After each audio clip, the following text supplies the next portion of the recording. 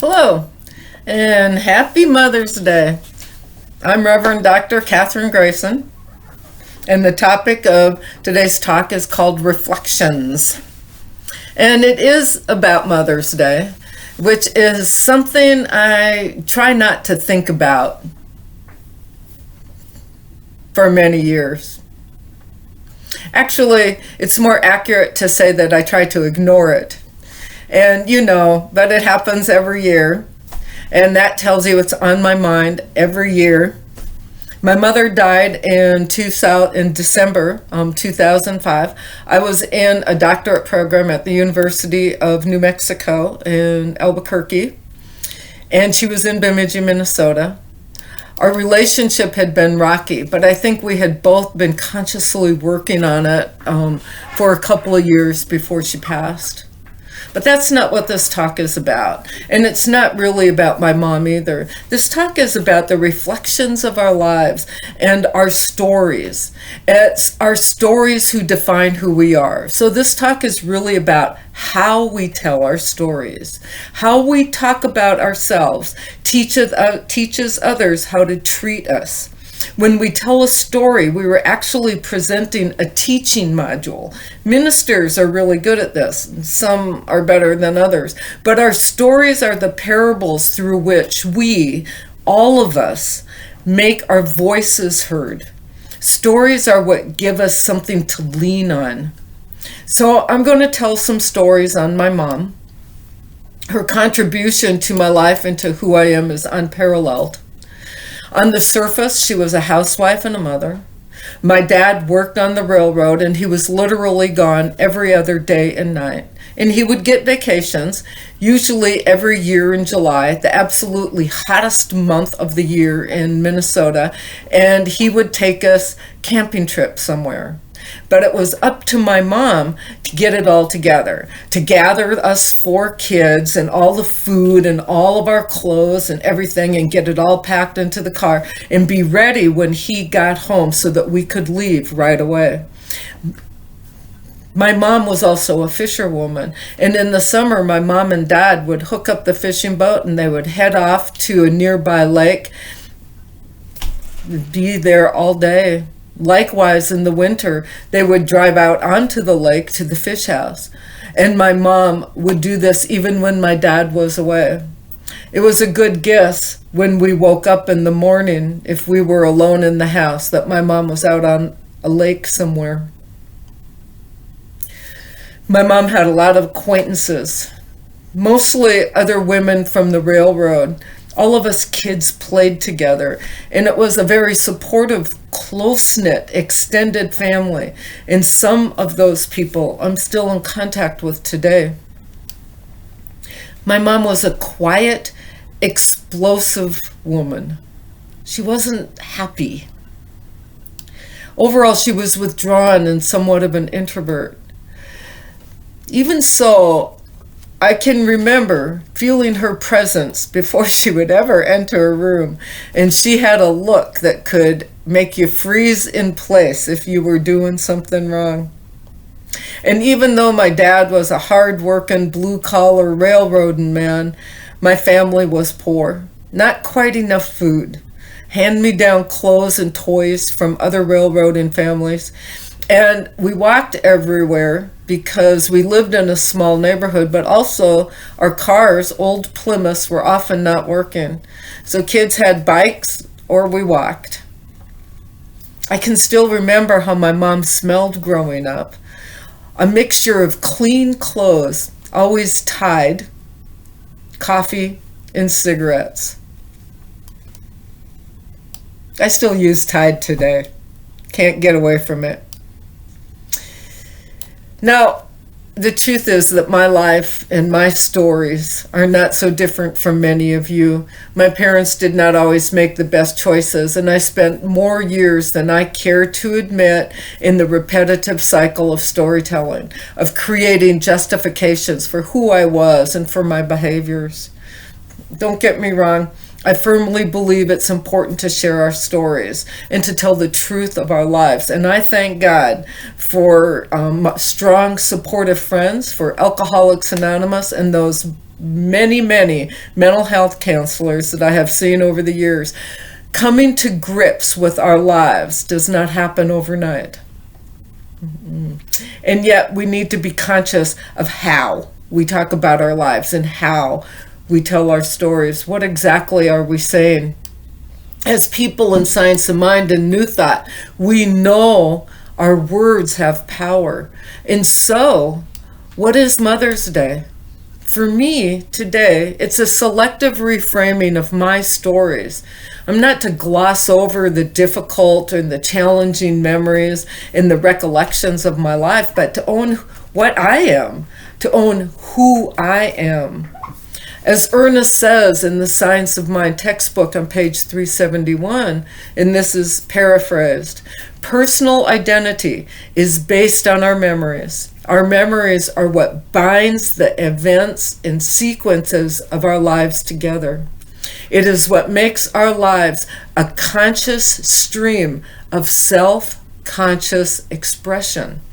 This is important because there are some of us who will say, I don't have memories of my childhood, and I can understand that. We sometimes block out what we don't want to remember, but it is not having the memory that's important. It's how we talk about it. And what is important is how we let that lapse frame our lives.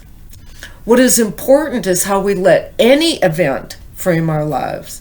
Not only our personal events, but cultural as well. And to rephrase a bit more of what Holmes calls race consciousness, when speaking of the conscious and the subjective minds on page 347 of the Science of Mind textbook, he says, our conscious mind is the one we live consciously. We are aware and understand our choices. Holmes calls this spirit. I believe, for me, this is when I truly feel that I move in grace or with grace. This is when I know all is right in the world and I feel the grace of God. He goes on to say that our subjective mind is the seat of memory. Our subjective mind is the seat of memory of everything that has ever happened, both culturally and individually. Holmes would say these two types of memory, conscious and subjective, are linked in the race consciousness or the history of the world.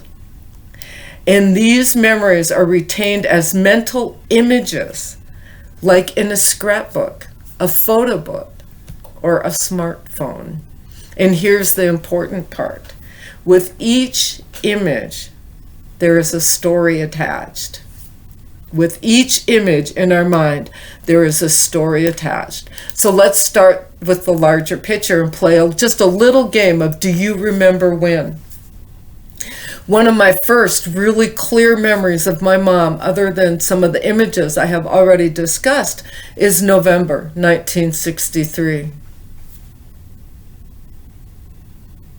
That's right, President Kennedy was shot. I was 6. I had just come home from kindergarten, and I remember there were a lot of people in the living room staring at our TV, and I remember this because my mom was crying. She never cried.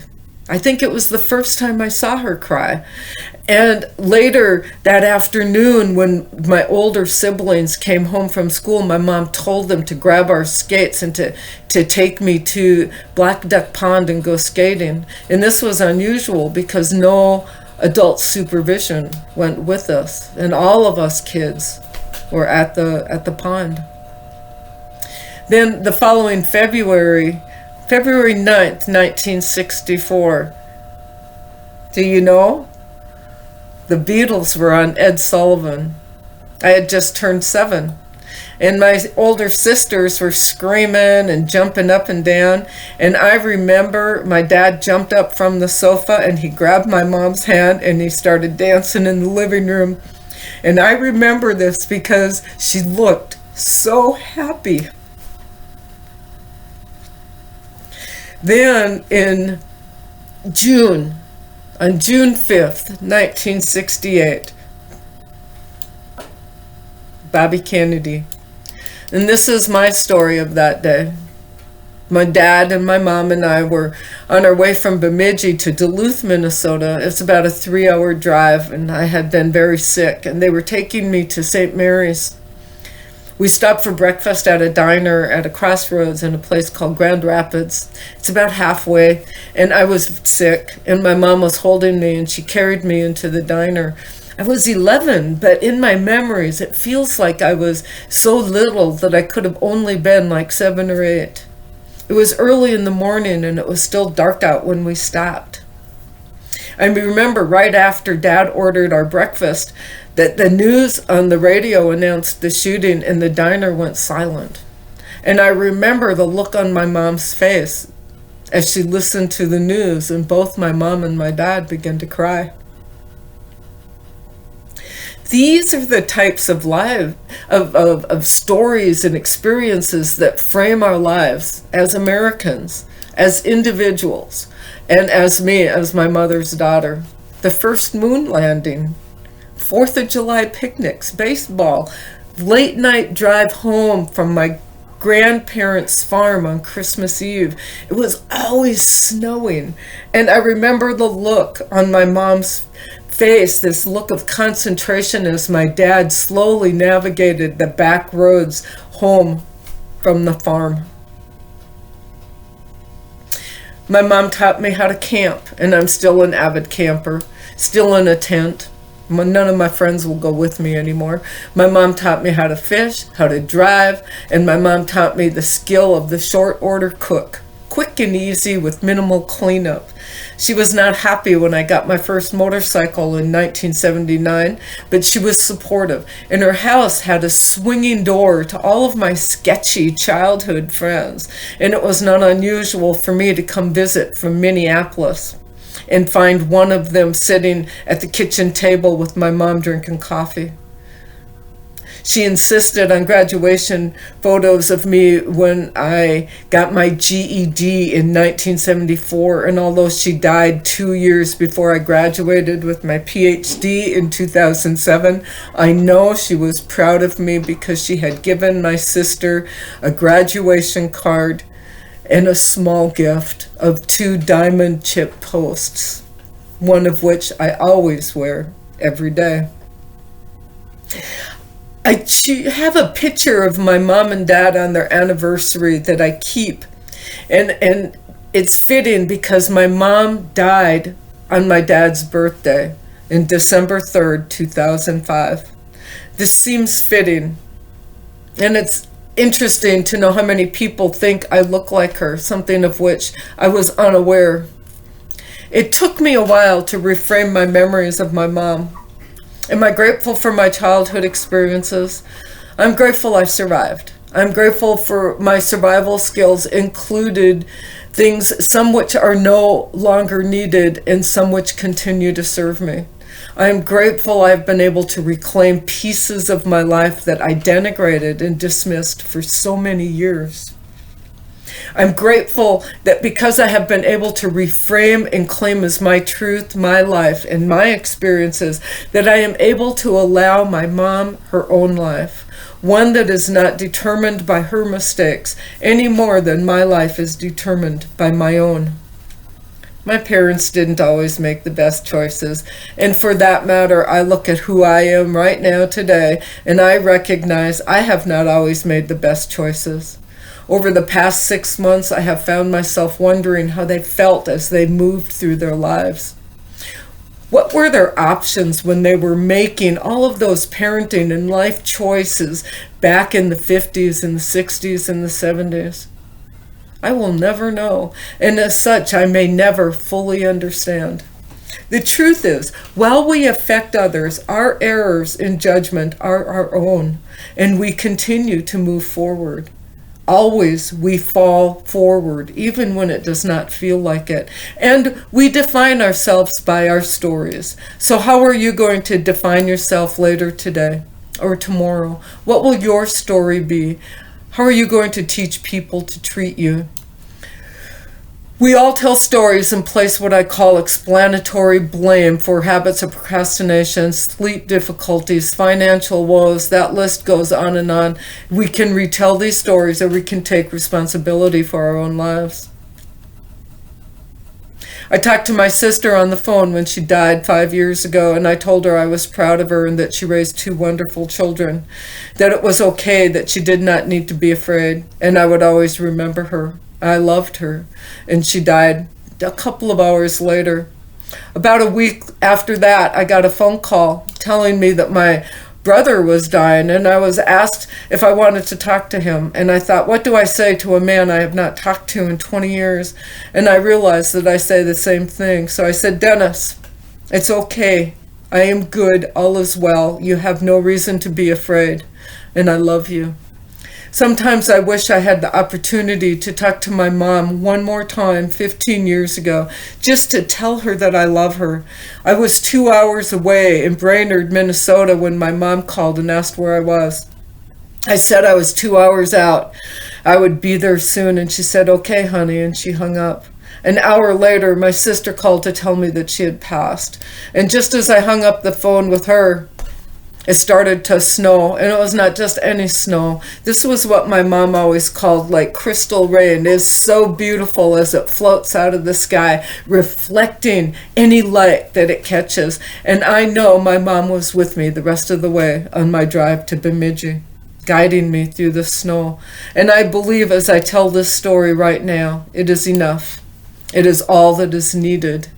Regardless of whether or not you have had the biological experience of being a mom, please know this. You are indeed a source, a generator of life to the world. You possess the ability to nurture others and to change lives. And I offer my gratitude and thanks for all the women and men who provide the necessary guidance, strength, and support to whoever they mentor. You are valued, you are loved, and you are the energy in the stories that we honor today. Thank you very much, and so it is. Bye. Next time.